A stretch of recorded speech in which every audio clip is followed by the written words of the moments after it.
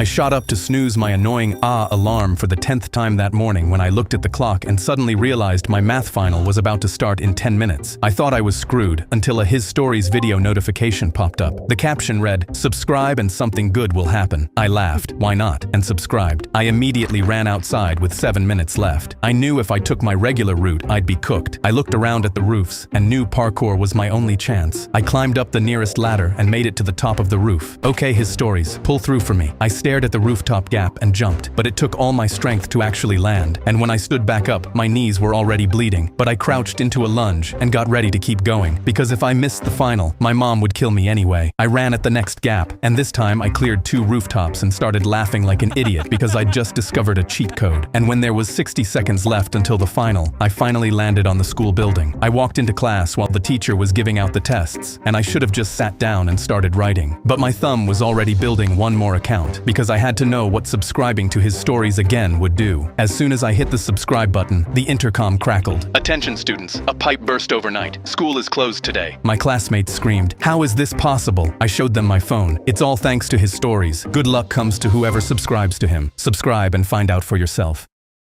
I was babysitting for the richest family in LA when the mom called, "Grab my daughter and run to the safe room, now." And before I could ask anything, the front door slammed open. Her mom was still on the phone. "The safe room is hidden in the living room. Pull the red book on the shelf. Do not come out until I call you again." I grabbed Emily and yanked the red book. The shelf swung open and I pulled Emily inside with no idea of what would happen next. The window was a one-way glass, so I could see them, but they couldn't see us. I put an index finger over my lips. "Shh," she nodded silently. 3 men sneaked in wearing all black, eyes darting around the room. The mom texted, "Keep silent or they will kill you both." They went through every drawer while a man peered into the watch collection worth thousands of dollars and didn't take a thing. Whatever they'd broken in for, it wasn't money. Then his hand slid along our bookshelf, searching for a hidden lever. I put my hand over Emily's mouth and held my breath until it moved on. Then the man stopped dead in the hallway and he whispered, "Layla." He searched the room desperately. "Layla, baby, where are you?" I froze in confusion. Who were they looking for? Emily's head came off my chest and she whispered, "Daddy?" My phone lit up again. "Do not open that door." I pressed my face to the glass, and the man searching for her was crying. Emily started screaming, "Daddy, we're in here!" and clawing at the door. She tugged on my sleeve. "Open it, please!" I pulled the latch, and Emily ran into his arms. The man dropped to his knees and held her. "Layla, my Layla, I've got you, I've got you." He turned to me and put his hand on my shoulder. "This family kidnapped Layla a year ago and carried her across the state. I've been looking for her ever since." I gasped. That safe room was never built to keep danger out. It was built to keep Layla in.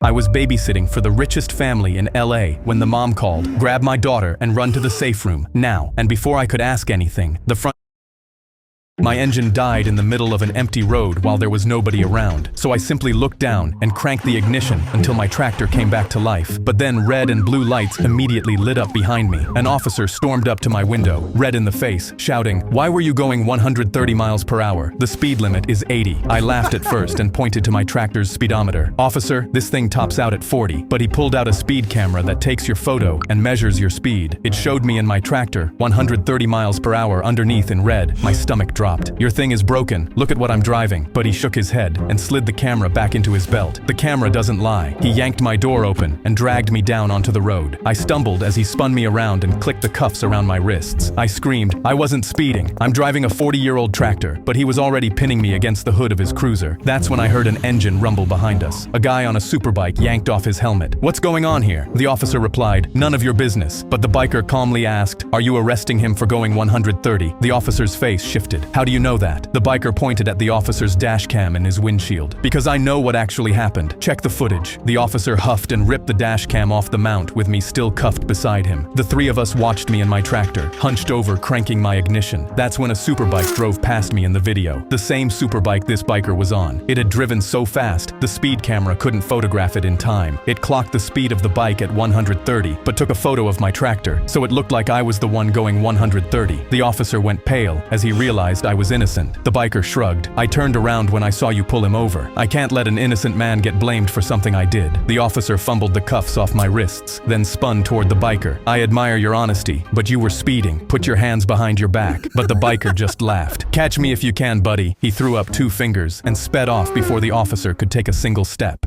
My engine died in the middle. My boy poked at his bag and whispered, "Don't freak out," but I got my flamethrower past airport security. I choked on my ginger ale because the plane had just taken off, and I had no idea what to do with this information. How? He tipped his bag open just enough to show the nozzle. He made air quotes with his fingers. "The tank is empty," he chuckled, "and the label says not a flamethrower," so I declared it as exactly that. My eyes widened and my head tipped forward. "Huh, there's no way that worked." He zipped it shut. "Relax, I'm gonna try it out before we land." Before I could react, he was already flagging down the air hostess. "Excuse me, can I get some Oreos? For free." She just stared at him. "No, they're $4. He grinned. "Are you sure about that decision that you're making?" Her face didn't move. "Yes." He pulled his backpack onto his lap. "Let me show you something that might change your mind." The nozzle poked out of the bag, and I didn't know if the flamethrower tank was actually empty or not, so I smacked it out of his hands and screamed, "He has a weapon!" An air marshal flattened him into the aisle, and the grin never left his